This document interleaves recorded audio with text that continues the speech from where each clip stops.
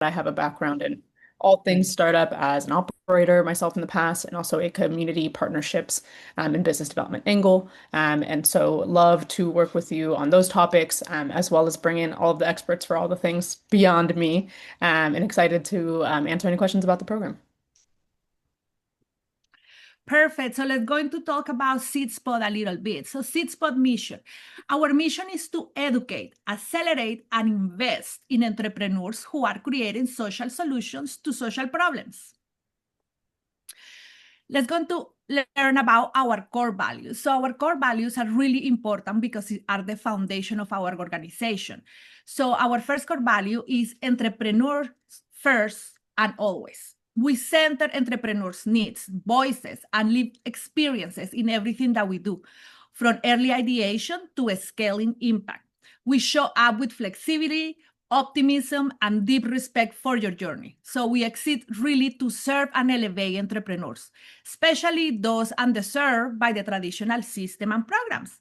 So your goals and impact are a drive for every decision that we really make here. Then we have equity in action. We really believe that entrepreneurship should be accessible to all. And we recognize that systemic barriers make it harder for some to participate and achieve success.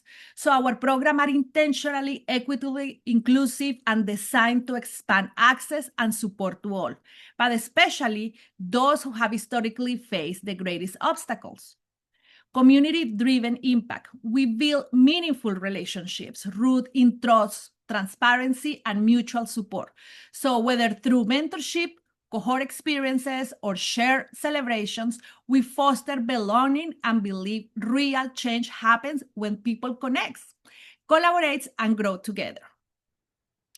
We also have integrity with accountability. We lead with integrity, honesty, and transparency. In our team, our work, and our relationship with founders like you, with mentors, partners, we really strive to do what we say that we're going to do. We hold ourselves to a higher standard and create a supportive community where entrepreneurs are encouraged to do the same. And finally, learning and grow.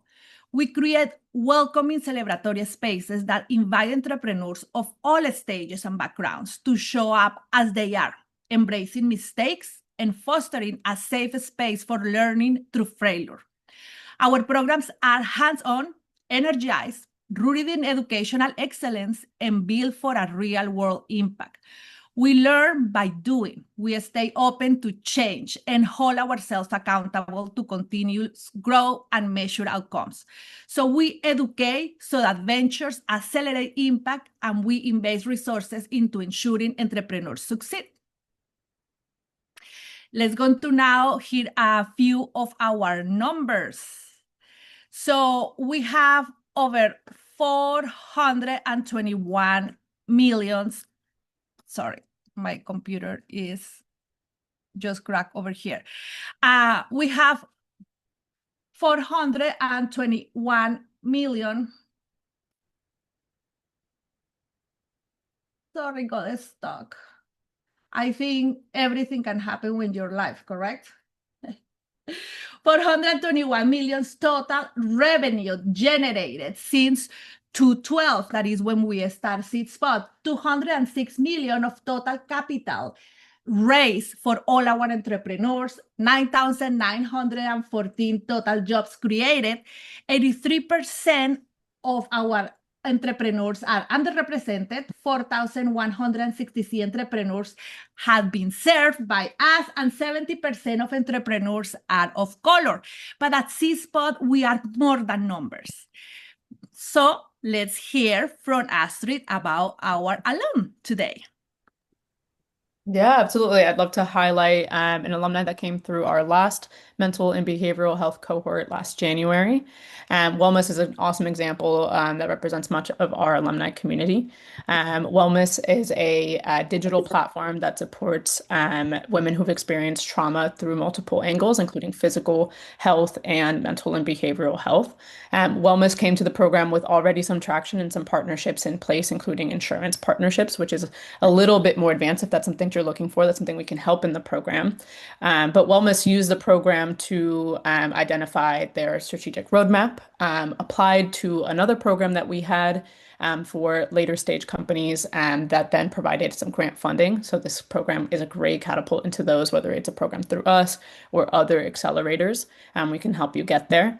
And Wellness also identified a new value proposition. So, working with trauma, women who've experienced trauma, Wellness identified that they could communicate this value to municipalities and county partnerships to work with formerly incarcerated women, and landed their first partnership after the program in that space. And so, through all of the pitching and through the conversations with experts and peers, Wellness was able to take the traction they already have and kind of reshape that and continue advancing the directions that they were going in, which is an awesome example of what this program can do. All right, I will continue going with a bit of the program. This is a great time if you have questions. You can save those to the end as we'll kind of cover everything we can about the program in this small time. So next slide. All right, of course, want to start with why mental and behavioral health. I mean, this is your world, so maybe that feels obvious to you. This is what you're focused on every day. And as you could tell from our background here at SeedSpot, we've been supporting impact-driven entrepreneurs for many, many years, and we have identified that there is this group of individuals just like you who have a focus specifically on mental and behavioral health. And we felt passionate to address that because we see that there are more and more communities who are vulnerable to mental and behavioral health challenges due to technological, social, and environmental changes that affect us all. We see that as 60 million people just in the US are affected by mental health challenges, and globally, that's over a billion people. We also see that there's a shortage in the workforce. So I found a stat that there's only one provider per 320 people who are experiencing a mental health challenge, which to me is telling me that we need solutions and capacity and people and systems that support these challenges that aren't going away.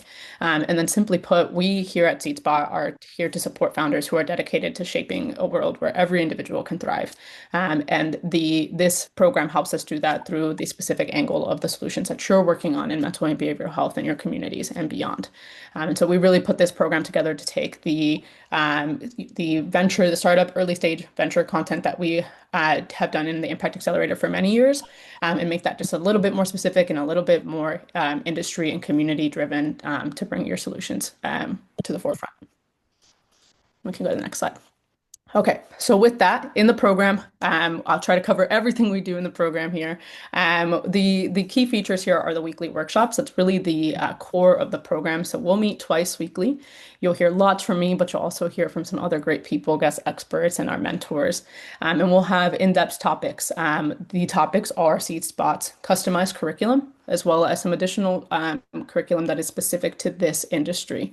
And so we take those and we have more in-depth conversations with guest speakers, with your peer connections, of course, and we'll do live feedback from myself and from your peers and from speakers. And so it's really an opportunity to participate. These are camera on, active, engaged workshops.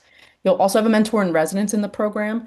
This is an awesome opportunity with an industry expert who joins us for every weekly session, as well as has one-on-one office hours available each week. So this is your person that works with you through week 1 through week 8, and hopefully you continue to build that relationship because this is someone who can kind of help you one-on-one through many aspects.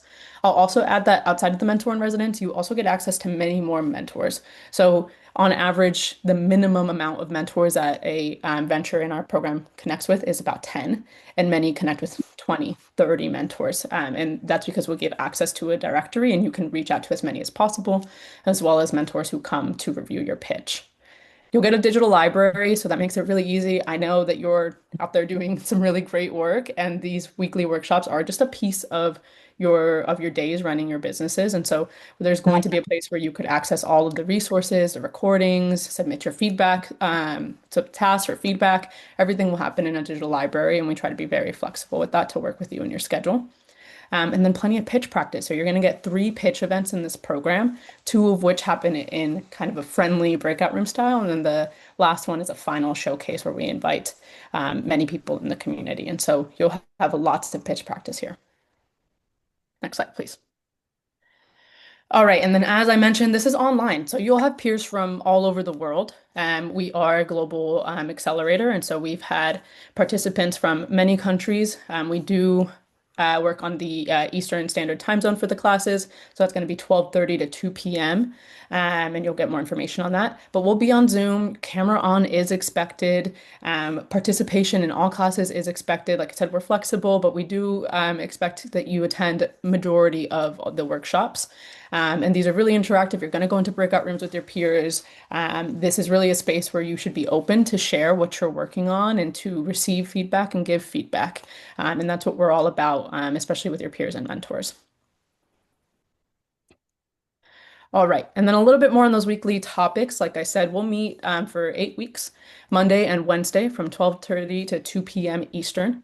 We'll have workshops that go into foundations as well as very specific topics, and many of them are created around the opportunity to refine a 3-minute pitch. 3-minute pitch, we do that because that's a very flexible one that could be used in a networking conversation. It could be used to hop on stage at an event. It could be used as a sales pitch, whatever you need that to be.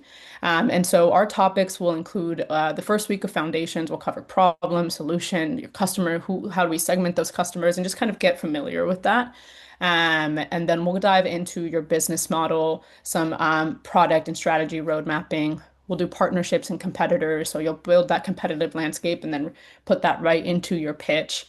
We'll talk a little bit about financials, and there's always an opportunity to work with a mentor to kind of address your financials depending on what stage you're at, because we do try to make a well-rounded cohort. And so some of you might be at a stage where you're going to be raising soon. Some of you might know that you will never be raising a certain type of capital, but you have to build your operating budget. So there's different stages of financials, and we'll cater to all of those.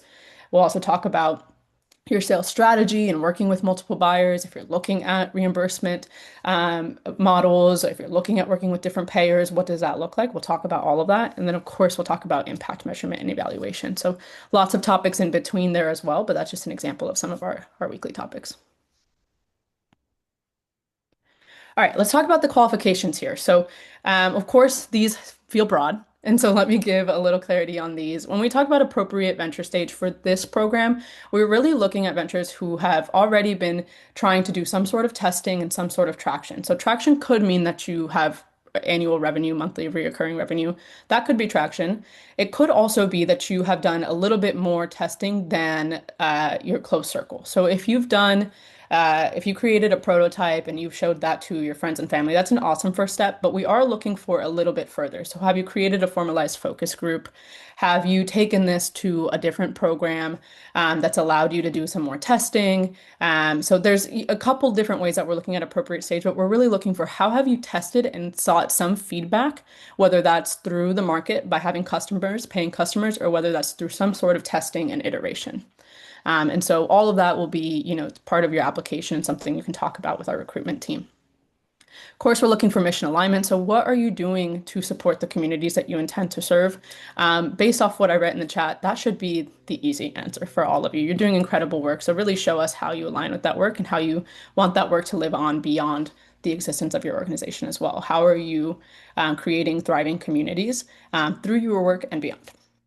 And scalability, same thing. This is something that you want to highlight in your application, but we can talk about a lot in your recruitment conversation. So when we think about scalability, we're looking at, is there a potential to impact many, many lives? So we understand you're working at times with very specific communities, but is your model scalable beyond your community, or is there a larger community that you're hoping to reach?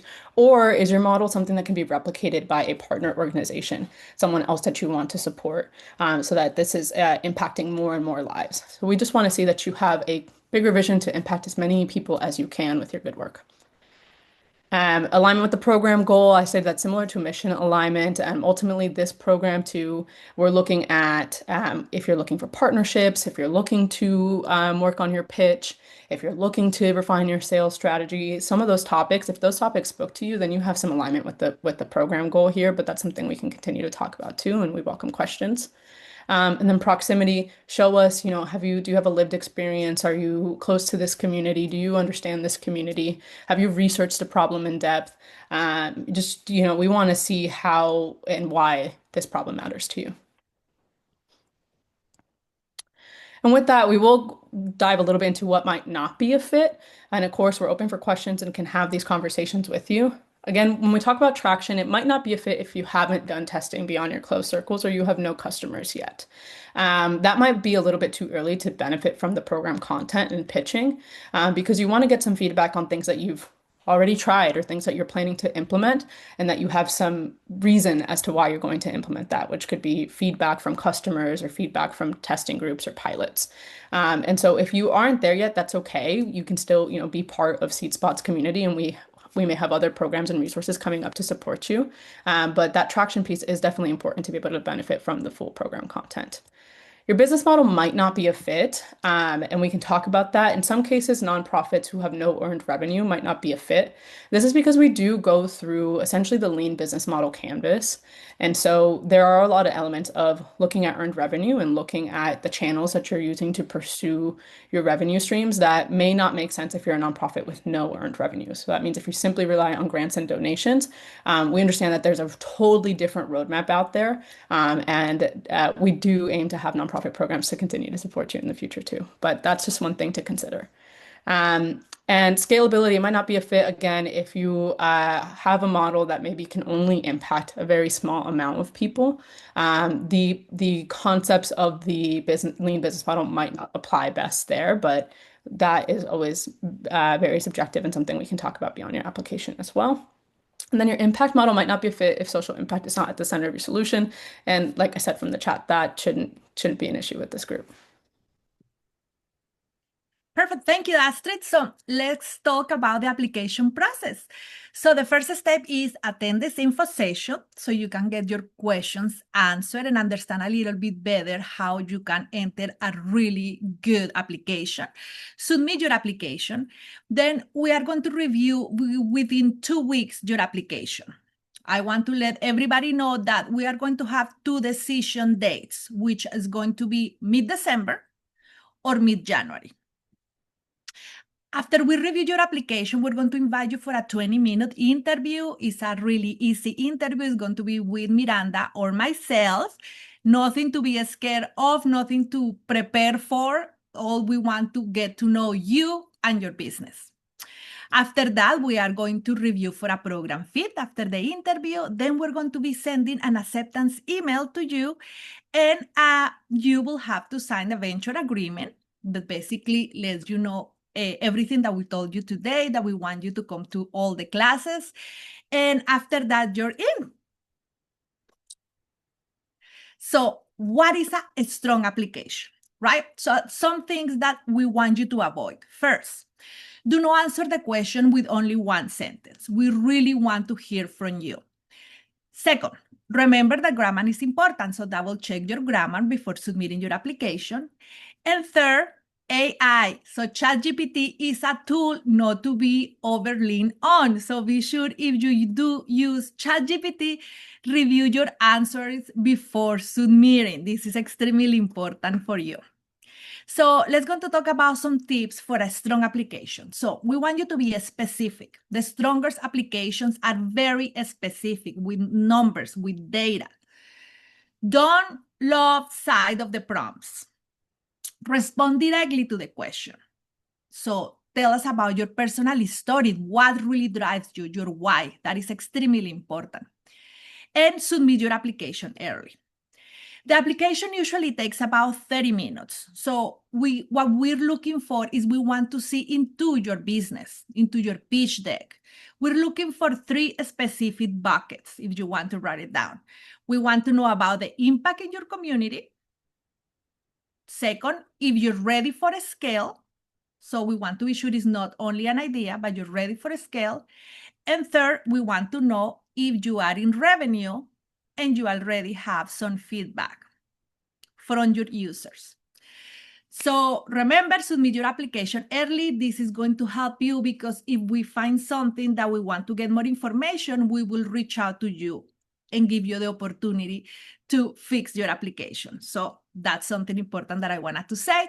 So I want you to learn about 3 alumni, our 2025 cohort, the past cohort for this specific Impact Accelerator, We asked them what was the most impactful lesson learned during the program that really changed the way that they run their business or was a significant aha moment in their business.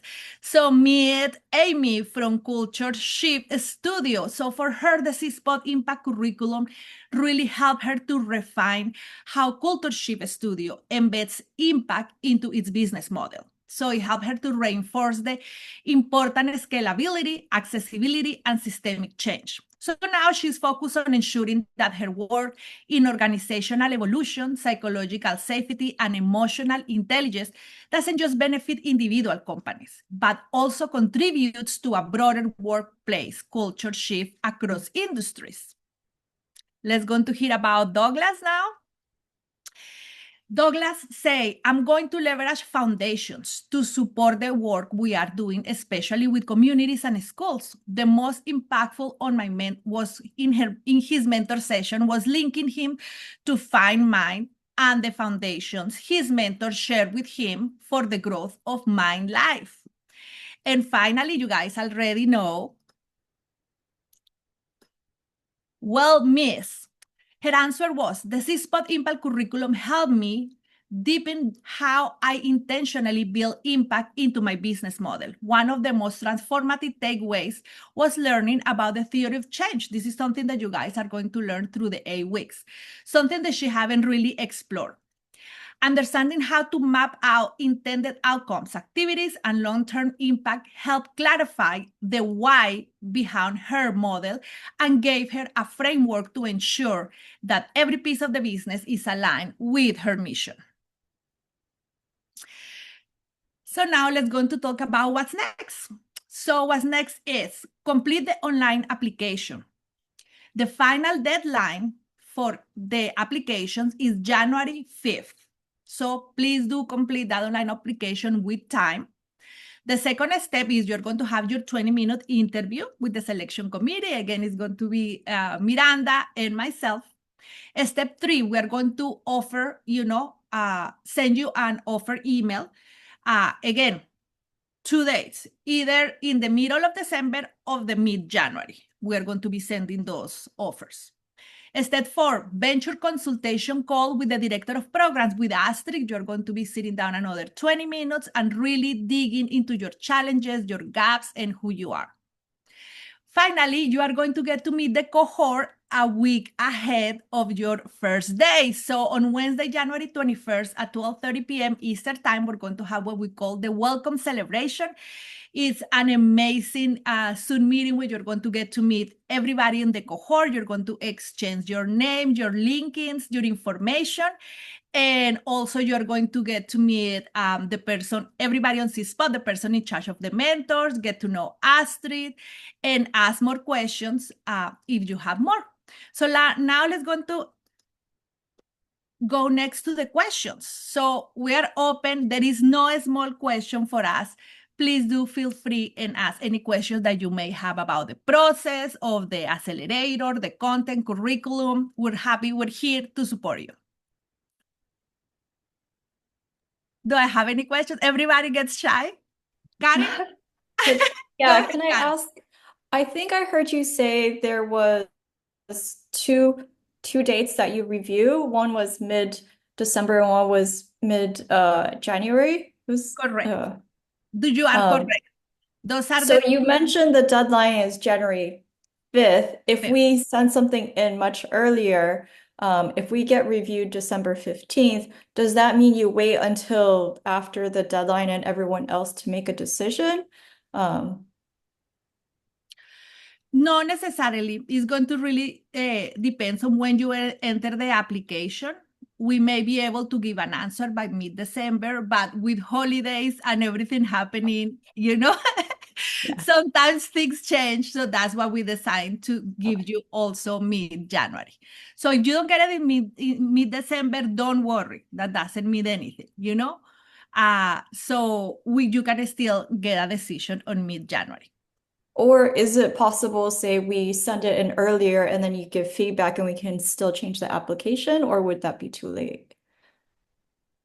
If you send it with time earlier, like if you enter an application right now and it's some feedback that needs to get done, you will have time to do that feedback. Okay. Absolutely. Great. Sorry, let Thank me you. offer some clarification here. There are two admissions committees that meet, one that meets in mid-December and the other that meets in mid-January. If you turn your application in before the priority deadline, your application will be reviewed in the mid-December bucket.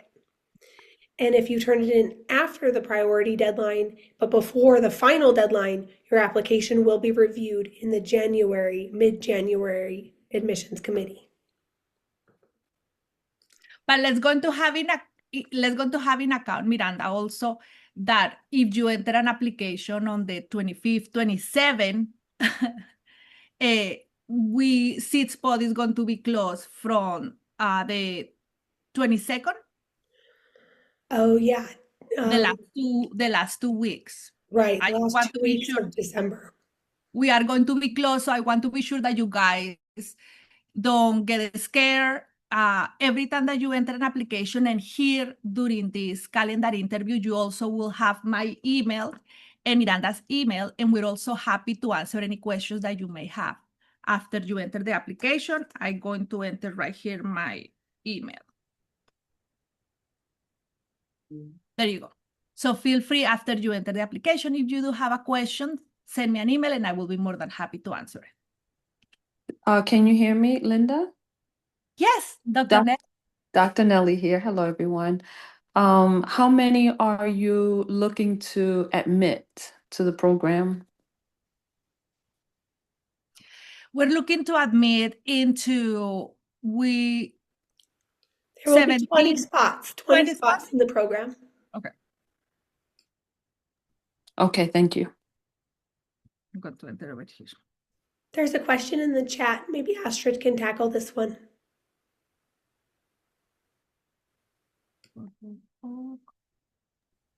All right, I'm looking at the co-founder question here. So we welcome teams, and so if you are the main applicant, you can go ahead and submit under your name, and then when you have an interview scheduled, you can add your co-founder to that interview, so that you all interview together. Then, if admitted, both you and your co-founder are in the program. If you have more than a team of two, we can talk about that as well in the interview process. But we definitely welcome for anyone from your team that will benefit from the program to join. And that's open to beyond co-founders too.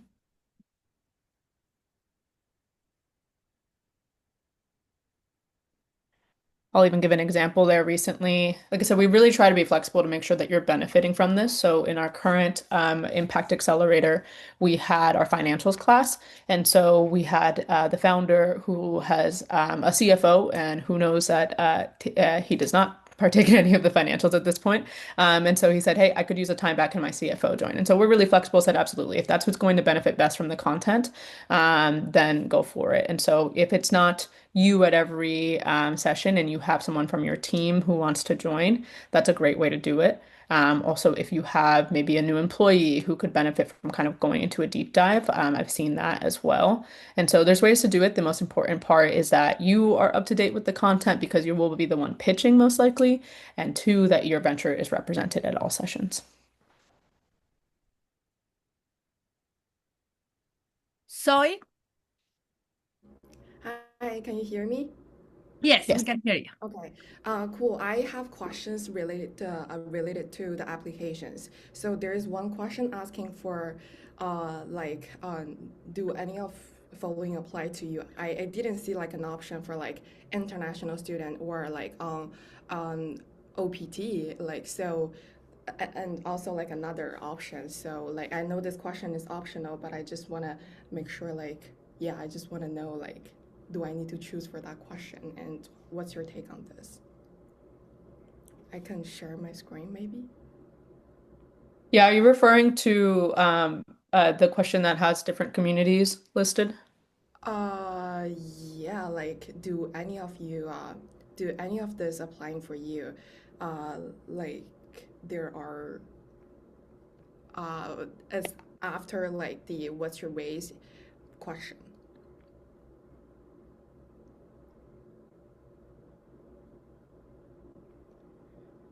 I think I know what question you're referring to, Zoe. You could also drop the question in the chat, but because it is an optional question, if none of them apply to you, don't select. And I know you listed a few other that may apply to you, and maybe there's other spots in your application to let us know. But if none of that specific list applies, you can leave that unanswered. Yeah, I guess my question is there like any in previous cohort, like any international student apply for that?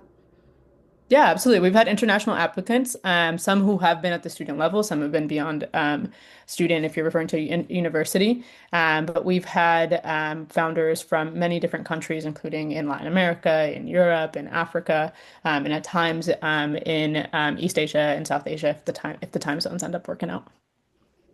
All right, thank you. Mhm. Anupam, Yeah, you, hi. hello. Uh, so thanks a lot for walking us through about the traction and all. Can you throw a little bit more light into, can you hear me properly, first of all? Yes. Okay, nice to meet you.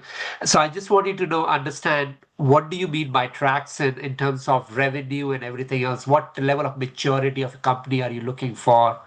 If you can go a little bit deep into it, or any guidelines around that.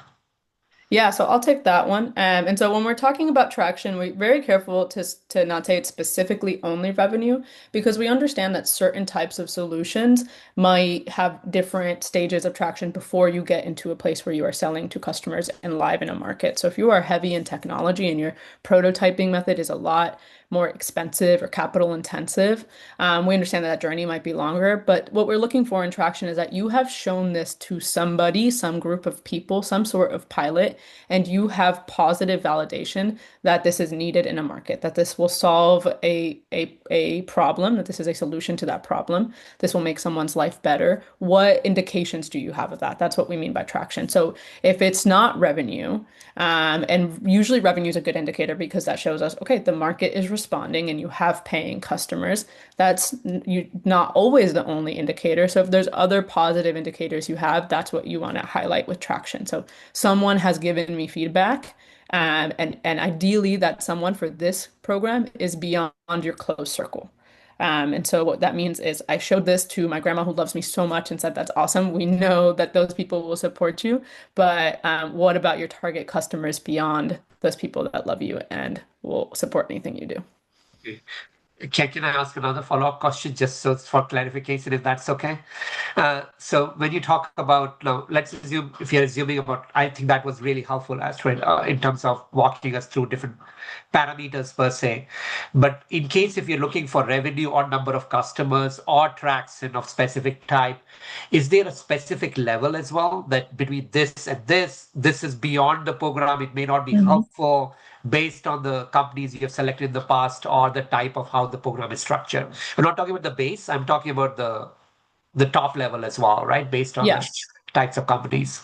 Yeah, great question. So if you feel that you are close to or already found product market fit, you're probably too advanced for the program. And so what we're looking for is you have some sort of problem solution fit. So you have validation that the solution is a good fit for the problem, but you're still looking for that market fit. Who is going to be that target market? And that's what the program can really help because through the pitching and through the different iterations of your value proposition, through expanding your network, you're going to be able to find different channels to go with and to scale with. But if you already feel really solidified in your channels, then the topics, the conversations might not be as helpful.